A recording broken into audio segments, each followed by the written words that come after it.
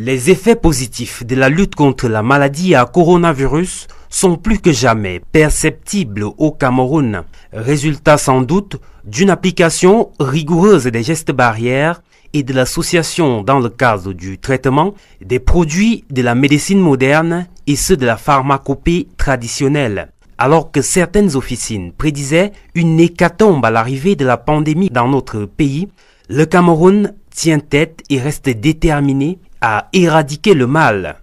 Honneur et fidélité du samedi 19 décembre 2020, le temps de l'éditorial avec le capitaine de frégate Cyril Serge Atonfak Nguemo, chef de division de la communication. Le Cameroun en tête de liste des pays ayant le mieux contenu la pandémie de la Covid-19. Voilà qui pourrait ressembler à de la simple fantasmagorie en couleur, une douce rêverie destinée à entretenir un semblant espoir de survie au sein d'une population en sursis, face à la menace sanitaire qui met à nu les défaillances structurelles et les carences matérielles des puissants de ce monde. Sauf que par ces temps de stress planétaire, et en considération du statut de la personnalité qui dévoile le classement, le rang de notre pays est comme un pavé jeté dans la mare d'une certaine opinion minoritaire, de longtemps convaincue de nos indigences et incompétences. En rendant publiques les conclusions de son organisation, non seulement le docteur Matshidiso Rebecca Moeti, directeur régional pour l'Afrique de l'Organisation mondiale de la santé, prend le contre-pied de nombreux experts, mais aussi elle exhorte les autres nations à prendre le Cameroun pour modèle. Le bon modèle. Bien sûr que cette heureuse nouvelle ne peut susciter que déception et frustration dans la corporation de nos détracteurs. Tant pis et tant pis. Si les journaux n'y trouvent pas de quoi tacher une page blanche, les faits sont têtus et il ne viendrait à l'idée de personne de soupçonner l'OMS d'un quelconque favoritisme, le Cameroun n'étant pas de taille à influencer cette organisation, quand bien même il en aurait l'intention. Les gestes barrières, la bonne vieille hydroxychloroquine, les décoctions et mixtures du cru, les écorces et autres ingrédients les plus insoupçonnés de la pharmacopée populaire africaine auront peut-être fait leur effet. Il s'agit de garder le cap. Il s'agit de rééditer la performance sur la durée pour démontrer aux contempteurs qu'un Cameroun sans Covid n'est ni une vue de l'esprit, ni le fait du hasard. Mais la concrétisation des efforts conjugués d'un peuple déterminé à surmonter l'un après l'autre les obstacles rencontrés sur le chemin de sa prospérité. Encore une fois, se laver les mains à l'eau coulante, user pour cela du savon ou d'un gel hydroalcoolique, tousser ou éternuer dans le creux du coude, porter un masque, éviter les contacts physiques sont quelques-uns des faits et gestes de la Stop Covid attitude qui convient de reproduire autant de fois que nécessaire jusqu'à l'extinction de la maladie. La Stop Covid attitude nous est d'ailleurs doublement bénéfique, étant donné qu'en plus de nous préserver de la maladie, cette manière d'être et d'agir nous épargnera d'avoir à subir de la part des firmes pharmaceutiques l'interminable fardeau d'une plus que probable philanthropie financièrement intéressée, à défaut d'assister à la violation de notre souveraineté sous le prétexte d'un droit d'ingérence sanitaire hégémonique, lequel ne manquerait pas de nous être imposé comme étant l'unique voie du salut en cas de défaillance présumée dans la gestion de la pandémie du Covid-19. Et pendant que les résultats auxquels l'on est parvenu dans la lutte contre le coronavirus nous donnent le droit de nous extasier, il convient de faire attention à l'insécurité routière et autres fléaux ambiants qui n'attendent que la moindre seconde d'inattention pour endeuiller nos familles. La probabilité d'occurrence dramatique sur nos routes est d'autant élevée que s'amplifient les mouvements des personnes déjà plongées par l'ambiance festive qui pointe à l'horizon. Si l'euphorie suscitée par la perspective des prochaines réjouissances est tout à fait compréhensible, la mise en péril des vies humaines par les écarts de conduite des usagers de la route l'est beaucoup moins. Excès de vitesse, dépassements dangereux, pneumatiques usagés, éclairage insuffisant et surcharge sont les infractions dominantes constatées par les équipes de la gendarmerie nationale déployées sur les axes routiers à travers le territoire national. L'élimination de ces causes d'accidents réclame de la part de tous et de chacun un esprit civique permanent et vigilant.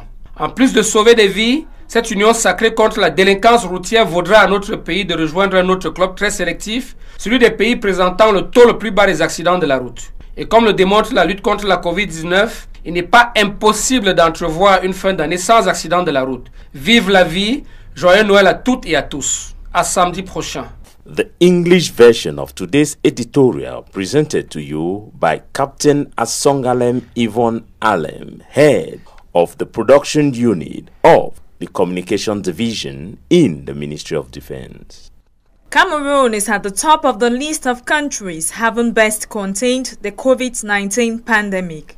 This could look like a simple hallucination, a sweet dream intended to maintain a semblance of hope of survival in a population affronting a health threat which has exposed the structural failures and material deficiencies of great parts of this world. Except that in these times of planetary stress, and in consideration of the status of the personality that reveals this ranking, the rank of our country is like a stone dropped into the pond of a certain minority opinion, long convinced of our poverty and incompetence. By making the findings of his organization public, Dr. Matshidiso Rebecca Moite, Regional Director of the World Health Organization Regional Office for Africa, not only takes the opposite view of many experts, but also urges other nations to take Cameroon as a model. Of course, this happy news can only cause disappointment and frustration in the corporation of our detractors. Too bad if the newspapers cannot find enough to stain a blank page. It is a fact, and it will not occur to anyone to suspect the WHO of any favoritism, Cameroon being no match to influence this organization, even if it intended to. The barrier gestures, the good old hydroxide chloroquine, home decoctions and mixtures, bags and other most unsuspected ingredients from the popular African pharmacopoeia may have had their effect. It's about maintaining the course. It's about repeating the performance over time to demonstrate to scholars that a Cameroon without COVID is neither an illusion nor a coincidence, but the realization of the combined efforts of a people determined to overcome one after another the obstacles encountered on their way to prosperity. Once again, washing your hands with running water, using soap or a hydroalcoholic gel, coughing or sneezing in the crease of the elbow, wearing a mask, avoiding physical contact are just a few. The facts and actions of attitudes of Stop COVID should be repeated as many times as necessary until the disease is extinguished.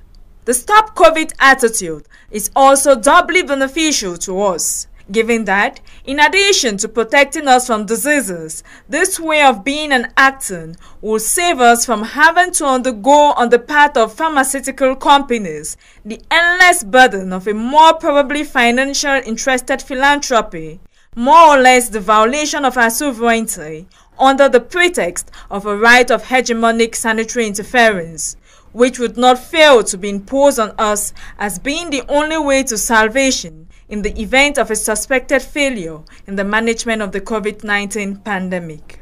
And while the results we have achieved in the fight against the coronavirus give us the right to be elated, we should be careful about road insecurity, another environmental scourge that awaits only the slightest second of inattention to render our families mourners. The probability of dramatic occurrences on our roads is all the more high as the movements of people already immersed in the festive atmosphere looming on the horizon are amplified.